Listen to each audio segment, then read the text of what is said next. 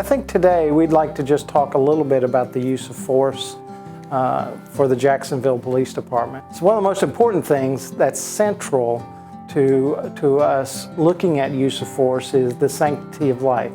And the sanctity of life includes the sanctity of life of our citizens, our victims, our officers, and, if possible, the offenders. And so what does that mean? Typically, the way we teach use of force is we teach that you operate within the law. You operate within these parameters and you're okay.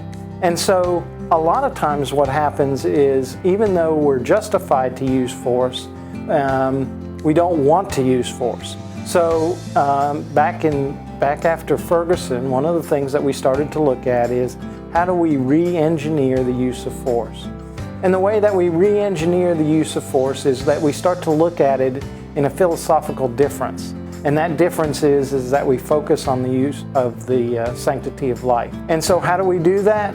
We first start with de-escalation. De-escalation is the key part of looking at those incidents more globally, from the dispatch information that we get, from the information that we can glean from our onboard computers, to the whole situation. And then we try to slow the situation down.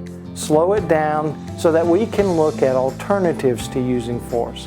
And that may be trying to get people's relatives to talk to them if they can do it in a safe manner, using some of the de-escalation techniques that we learn in CIT training and mental health first aid. But most importantly, try to slow that situation down, try to bring down that level of excitement so that we can resolve it so that everybody goes home that night.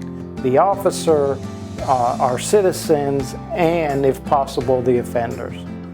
You know, the most important thing that we need to consider is making sure that we preserve the sanctity of life. Most police officers get into police work to help people.